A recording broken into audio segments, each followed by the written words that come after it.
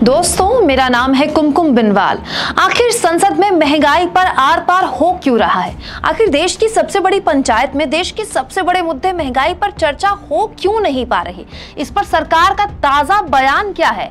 क्या निर्मला सीतारमण चर्चा में शामिल होने के लिए अब तैयार हो चुकी हैं? ये आगे मैं आपको बताऊंगी, लेकिन पहले ये तस्वीर देखिए कि गांधी प्रतिमा पर खड़े होकर, गांधी प्रतिमा के पास खड़े होकर संसद परिसर के अंदर कैसे वो सांसद जो निलंबित कर दिए गए हैं, उन्होंने महंगाई के मुद्दे पर सरकार से चर्चा की मांग की। जब से मॉनसून सत्र शुरू हुआ है दोस्तों, चाहे लोकसभा हो या राज्यसभा, अलग अलग दिनों में, अलग अलग वक्त में लगातार विपक्ष के सांसद महंगाई के मुद्दे पर हमलावर हैं और सरकार से कह रहे हैं कि आप महंगाई पर चर्चा क्यों नहीं करवा रहे, महंगाई पर बातचीत क्यों नहीं हो सकती।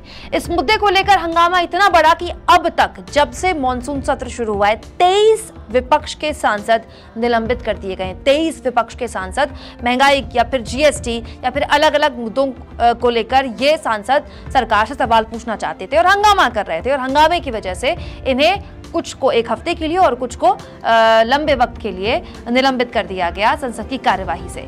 इस मुद्दे पर कांग्रेस के नेता राहुल गांधी भी हमलावर हैं। कांग्रेस के नेता राहुल गांधी ने क्या कहा, सुनिए। सिलेंडर 1053 का क्यों?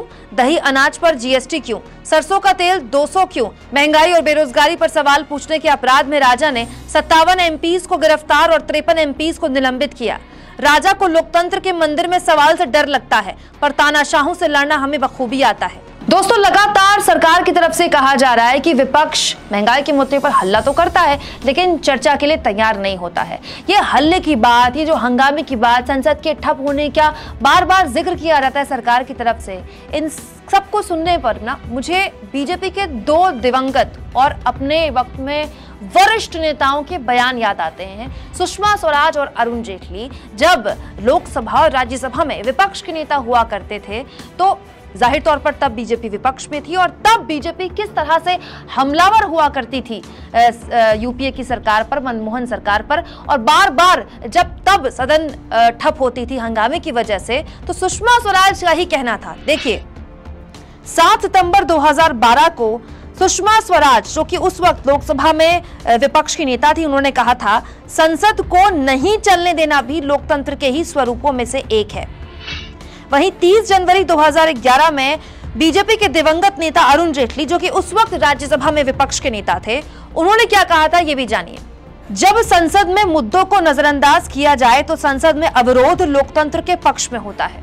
दोस्तों, जो विरोध बीजेपी के नेताओं को विपक्ष में रहते हुए लोकतंत्र का हिस्सा लग रहा था, आज बीजेपी के नेता उसके लिए विपक्ष पर इस तरह से हमलावर हैं कि लगातार ये आरोप लगा रहे हैं कि विपक्ष चर्चा की मांग नहीं कर रहा है। हालांकि इस पूरे मामले में महत्वपूर्ण जानकारी दोस्तों ये भी है कि वित्त मंत्री निर्मला सीतारमण कोविड से रिकवर करके अब वापस आ चुकी हैं संसद में और संसद की कार्यवाही में आज शामिल हो चुकी हैं।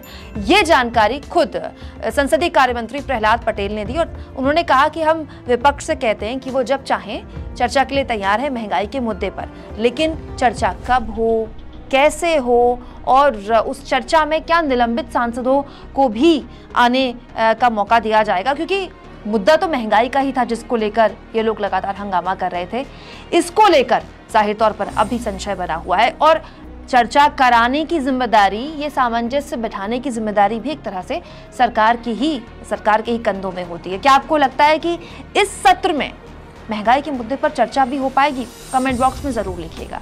और दोस्तों, हमारे फ्री जर्नलिज्म को असली सपोर्ट तब मिलता है जब आप थैंक्स के ऑप्शन का ज्यादा से ज्यादा इस्तेमाल करते हैं।